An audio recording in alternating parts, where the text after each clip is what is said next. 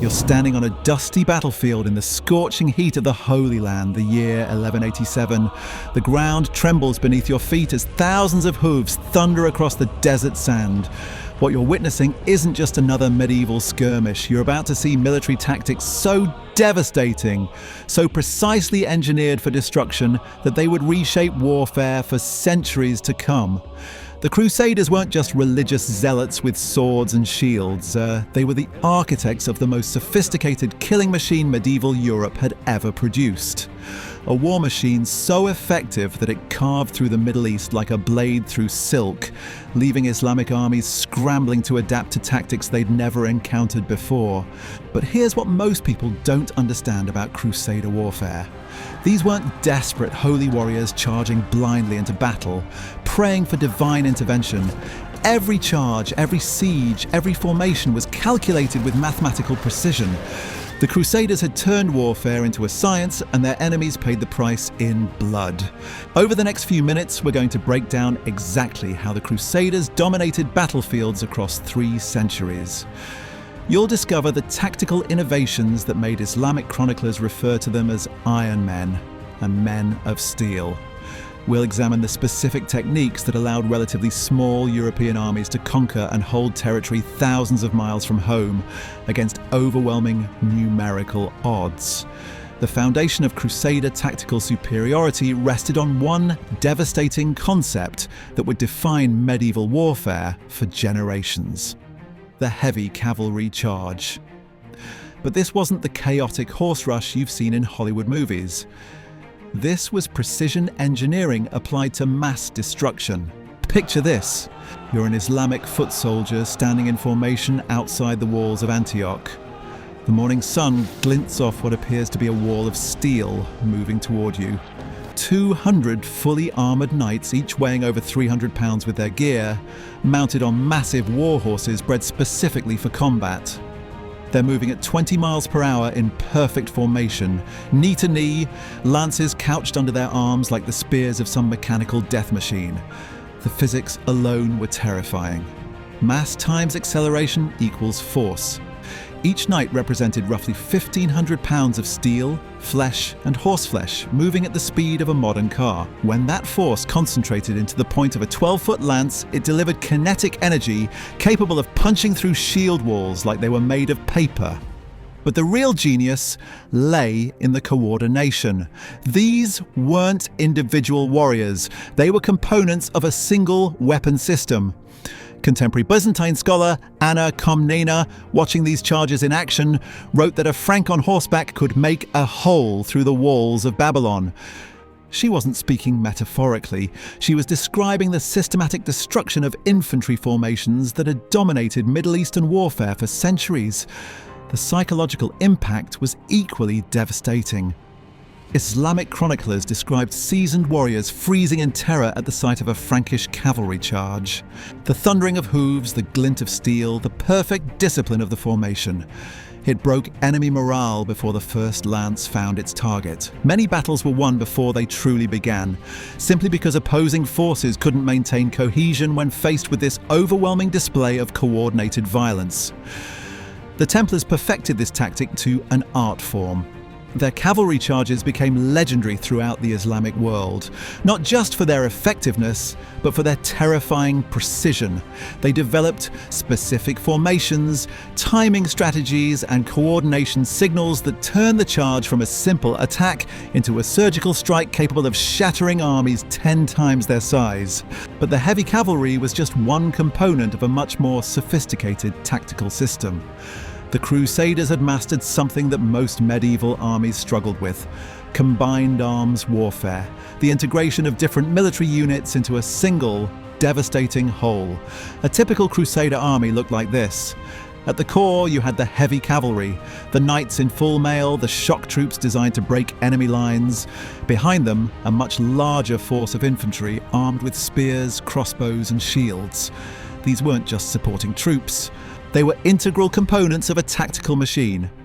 Here's how it worked in practice. The infantry would advance first, forming protective ranks with their shields raised. Crossbowmen would loose volleys of bolts into enemy formations, disrupting their cohesion and creating gaps. When the moment was right, when enemy lines showed signs of weakness or confusion, the infantry would part like a curtain. Through these gaps would thunder the heavy cavalry, hitting the enemy at their most vulnerable moment. This coordination required training, discipline, and communication that most armies of the era simply couldn't achieve. The Crusaders had developed command structures and battlefield signals that allowed complex maneuvers under the chaos of combat. They could adapt their tactics mid-battle, respond to changing conditions, and maintain unit cohesion even when taking heavy casualties. The crossbow represented another technological edge that gave Crusaders devastating advantages. While Islamic armies relied heavily on traditional composite bows, requiring years of training to master, the crossbow could be operated effectively by soldiers with minimal preparation. More importantly, crossbow bolts could penetrate armor that traditional arrows couldn't touch. During siege warfare, crossbowmen positioned on walls or behind fortifications could deliver accurate, armor-piercing fire that devastated attacking forces. The weapon's mechanical advantage meant that even relatively weak soldiers could generate enough force to kill heavily armored opponents at significant range. This leveled the playing field in ways that fundamentally altered siege tactics throughout the region. But perhaps the most terrifying aspect of Crusader tactics was their approach to siege warfare itself. They didn't just surround cities and wait for starvation to do the work. They had turned the art of capturing fortified positions into a systematic science of destruction. The Crusaders deployed siege engines that dwarfed anything the region had seen before. Massive trebuchets capable of hurling 300-pound stones over castle walls. Mangonels that could rain down death from distances that rendered defensive archery ineffective. These weren't just weapons, they were psychological instruments designed to break the will of defenders before the actual assault began. The sight of a giant trebuchet being assembled outside your walls sent a clear message: surrender now or face systematic annihilation. Chroniclers describe defenders abandoning their posts simply upon seeing these massive engines of war taking shape in the distance.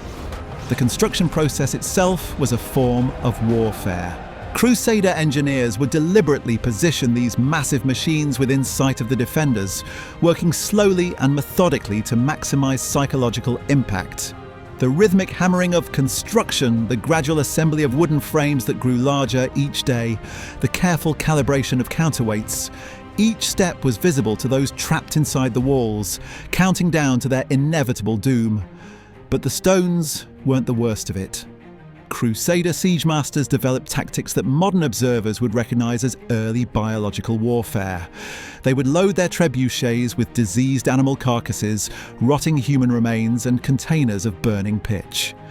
The goal wasn't just to breach walls, it was to spread terror, disease, and despair throughout the defending population. The city of Nicaea fell to these tactics in 1097. The defenders, watching massive stones rain down on their homes, while the stench of rotting flesh filled their streets, surrendered rather than endure the systematic destruction of their city. This became the template. City after city capitulated not because they couldn't fight, but because the psychological warfare made resistance seem pointless. The Crusaders had also mastered the art of mining. While defenders focused on the visible threat of siege engines, teams of engineers would be digging tunnels beneath the walls. These weren't simple sapping operations. They were complex engineering projects designed to bring down entire sections of fortifications simultaneously.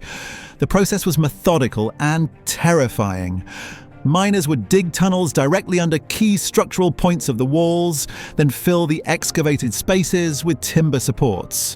When the tunnel network was complete, they would set fire to the wooden supports and retreat. As the timbers burned away, massive sections of wall would collapse catastrophically, creating breaches that heavy cavalry could exploit. The Battle of Dorylaeum in 1097 showcased another dimension of Crusader tactical superiority: adaptability under extreme pressure. When Kilij Arslan's Turkish forces surrounded Bohemon's army at dawn, using their traditional mounted archery tactics, It should have been a massacre.